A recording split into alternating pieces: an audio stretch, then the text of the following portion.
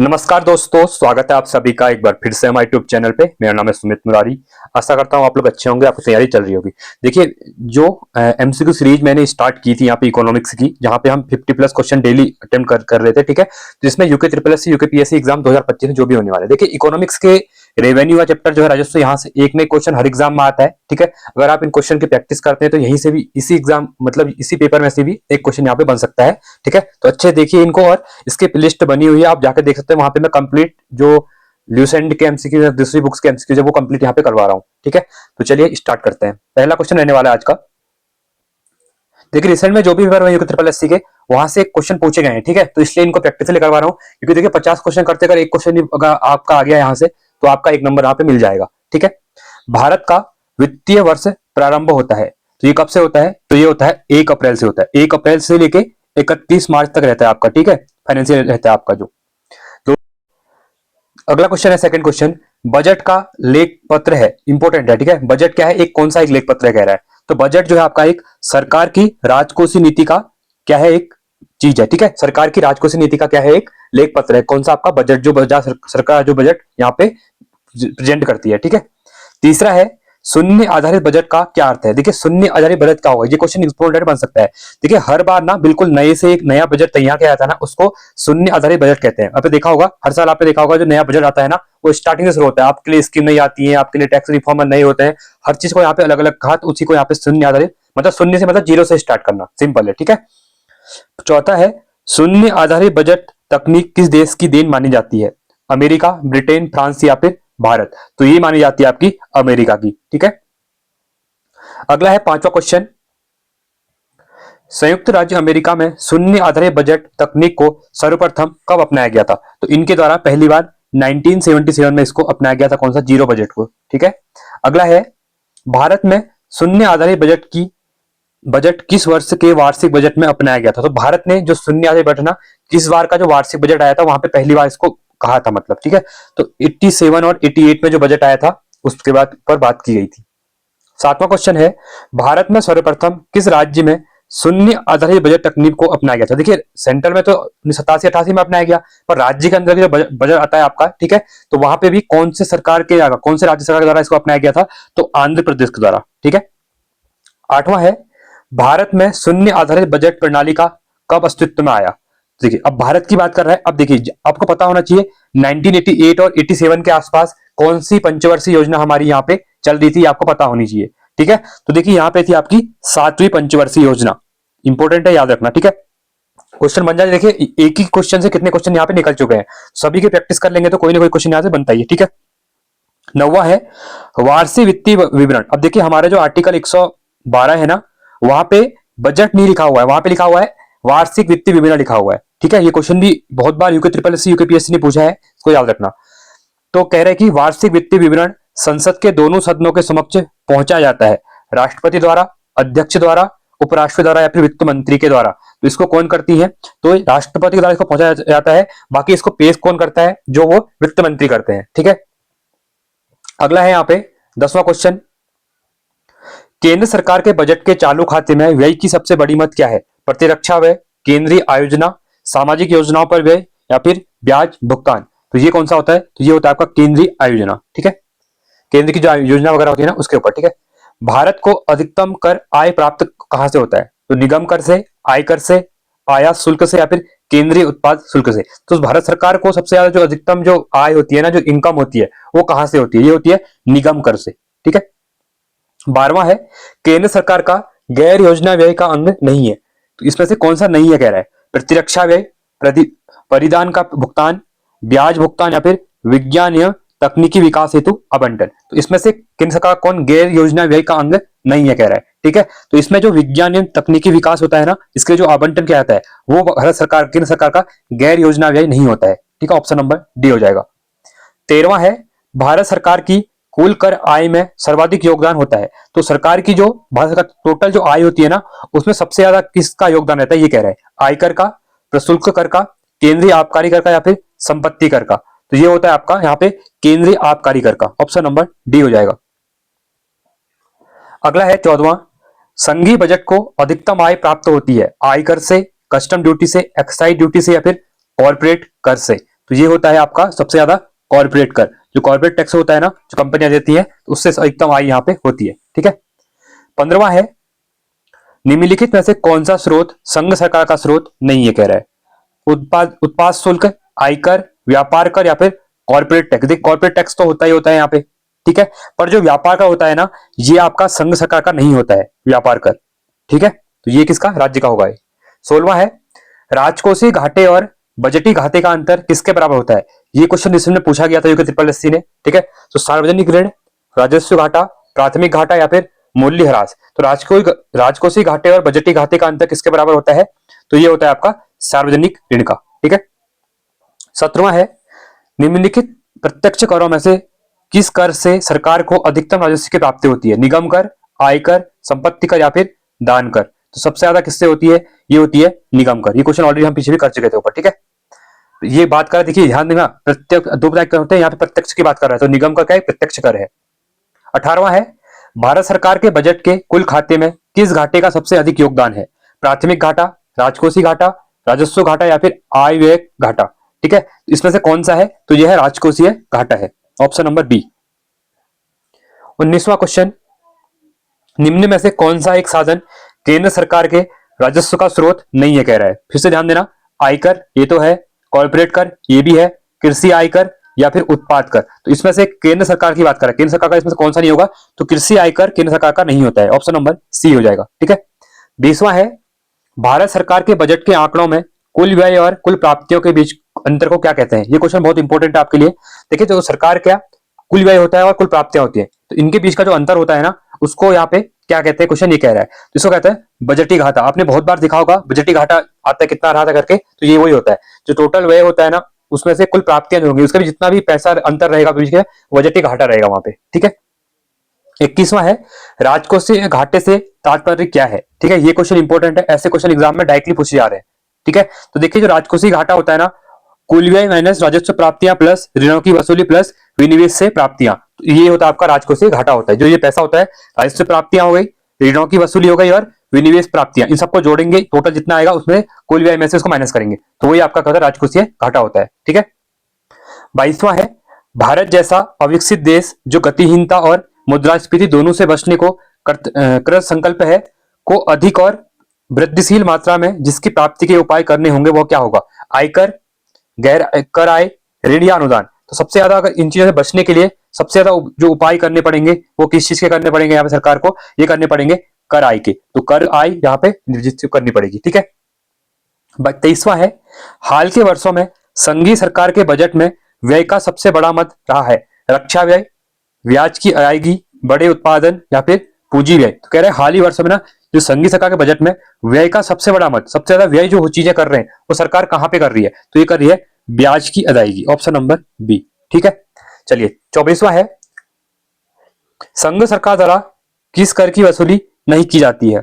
निगम कर इसको करती है, कृषि भूमि पर आय, ऑप्शन नंबर बी कर, इसको यहाँ पे नहीं लेती है। ठीक है, कौन, यहाँ पे संघ सरकार। ठीक है, सीमा शुल्क और आयकर ये संघ सरकार के पार्ट होते हैं। ठीक है, आगे बढ़ते हैं। देखिए, अगर आपको वीडियो पसंद आ रही है ना, तो आप लोग बताना, आगे मैं इसे कंटिन्यू करूंगा, क्योंकि आप लोगों का रिस्पॉन्स ही रहता है, तो इसके ऊपर मैंने वीडियो बंद करनी होती है। तो एक वीडियो फिर से अपलोड किया मैंने, अगर आप लोगों को लगता है कि हाँ प्रैक्टिस आपको हेल्पफुल हो रही है चीजें, तो मैं इसे कंटिन्यू करूंगा। कमेंट में आप लोग जरूर बताना। ठीक है, अगला है यहाँ पे 25वां क्वेश्चन, यदि सरकार का बजट 1 अप्रैल तक पारित न हो सके तो सरकारी व्यय किस आधार पर किया जाता है। मोस्ट इंपोर्टेंट क्वेश्चन है। अगर सरकार 1 अप्रैल तक बजट पेश नहीं करती है, जैसे तो आपने देखा होगा फरवरी में यहाँ पे बजट आपका पेश हो जाता है। ठीक है, तो अगर 1 अप्रैल तक बाई चांस नहीं होता है, इससे क्या होगा, सरकारी व्यय का किस आधार पर किया जाएगा। साख अनुदान, अनुपूरक अनुदान, लेखा अनुदान या फिर इनमें से कोई नहीं। इसका राइट ऑप्शन हो जाएगा लेखा अनुदान केवल। ठीक है। 26वां है, लेखानुदान और अंतरिम बजट के बीच क्या अंतर है, कह रहा है। पहला कह रहा है, स्थायी सरकार लेखानुमोदन के प्रावधान का प्रयोग करती है, जबकि कार्यवाहक सरकार अंतरिम के प्रावधान का प्रयोग करती है। पहला स्टेटमेंट तो आपको ये दिया हुआ है, तो पहला आपका क्या है, बिल्कुल गलत है। ठीक है, अगला कह रहा है, लेखानुमान सरकार के बजट के व्यय पक्ष मात्र से संबंध होता है, जबकि अंतरिम बजट में व्यय तथा अपने दोनों समित होते हैं। बिल्कुल सही है आपका। ठीक है, तो कौन सा राइट हो जाएगा आपका, option number B. Option number B बिल्कुल राइट हो जाएगा यहाँ पे। ठीक है। 27वां है, भारत के संविधान में बजट को कहा गया है। अभी अगर आपने ध्यान से वीडियो सुनी, तो पहले क्वेश्चन मैंने आपको बताया था, तो क्या बोला गया, आर्टिकल 112 के अंतर्गत, तो भारत के संघीय बजट को क्या कहा गया है, क्या वार्षिक व्यय स्टेटमेंट, वार्षिक वित्त स्टेटमेंट, वार्षिक राजस्व स्टेटमेंट या फिर वार्षिक बजट बजट स्टेटमेंट। तो बजट का शब्द तो यूज कहीं पे हुआ ही नहीं है, ठीक है। तो सिंपली इसे कहते हैं एनुअल फाइनेंशियल स्टेटमेंट कहते हैं, ठीक है, ठीक है ना। तो इसका जो राइट ऑप्शन रहेगा, आप इसको फर्स्ट को नोट करना, आपका ऑप्शन नंबर यहाँ पे डी रहेगा, बिल्कुल राइट, ठीक है, क्योंकि वार्षिक वित्तीय स्टेटमेंट रहेगा, बजट का शब्द का उपयोग यहाँ पे नहीं हुआ है, ठीक है। 28वां है, भारत में किसने आमदनी पर कर की शुरुआत की थी? William Jones, Lord Macaulay, James Wilson या फिर चार्ल्स वुड। किसके द्वारा की गई थी? जेम्स विल्सन के द्वारा। 29वां है, संघ सरकार के कर राजस्व में सबसे महत्वपूर्ण स्रोत क्या है? देखिए फिर से क्वेश्चन आ चुका है, रिपीटेडली ये क्वेश्चन आप बार पूछे जाते हैं, तो जगह निगम कर। 30वां है, निम्नलिखित में से कौन सा कर भारत सरकार द्वारा नहीं लगाया जाता है? देखिए भारत सरकार द्वारा कह रहा है नहीं लगाया जाता है।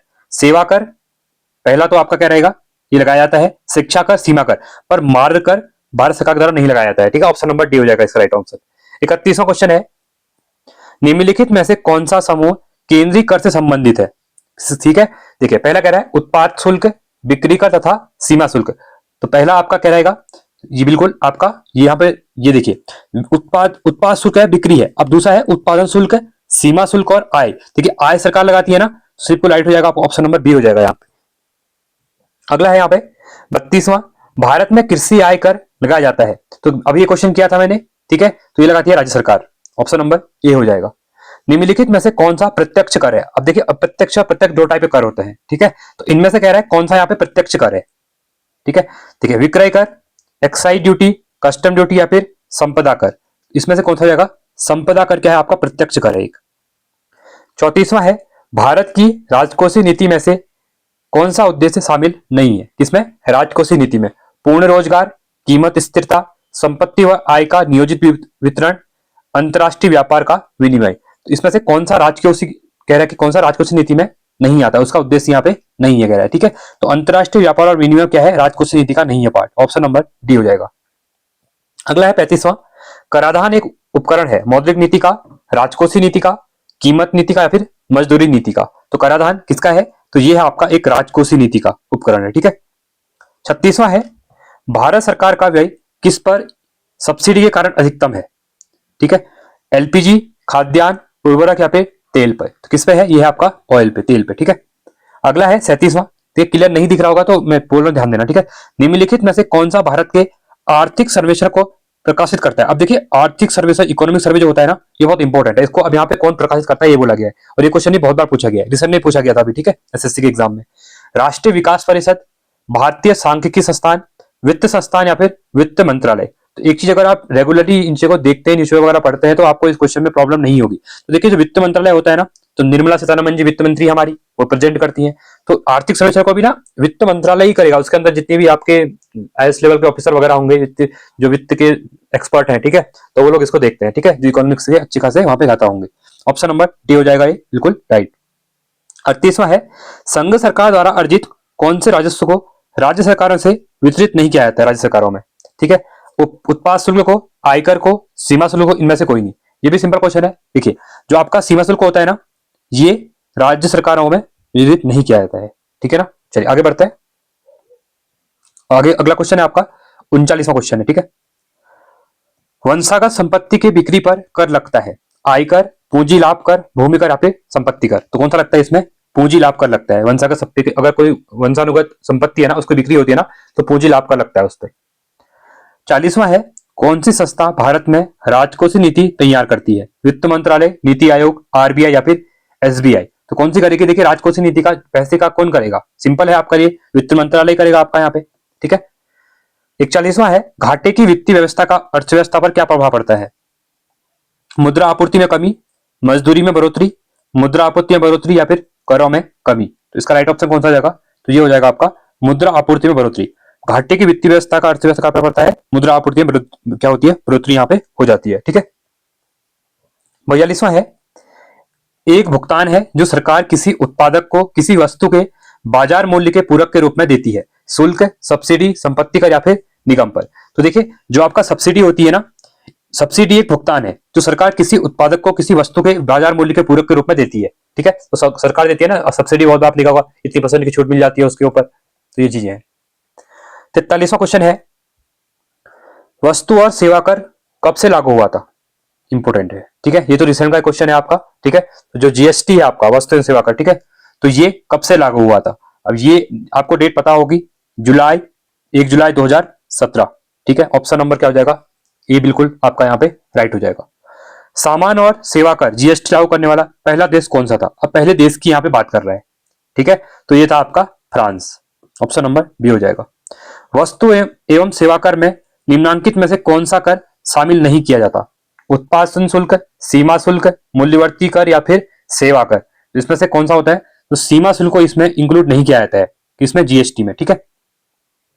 46वां है, भारतीय संसद द्वारा हाल ही में पारित जीएसटी संविधान संशोधन विधेयक को स्वीकृति देने वाला पहला भारतीय राज्य। अब देखिए पहला भारतीय राज्य कौन सा बना, ये भी इंपोर्टेंट क्वेश्चन है और ये भी हर एग्जाम में पूछा जा रहा है, ठीक है। तो ये था असम था, पहला राज्य कौन सा, असम था, ठीक है।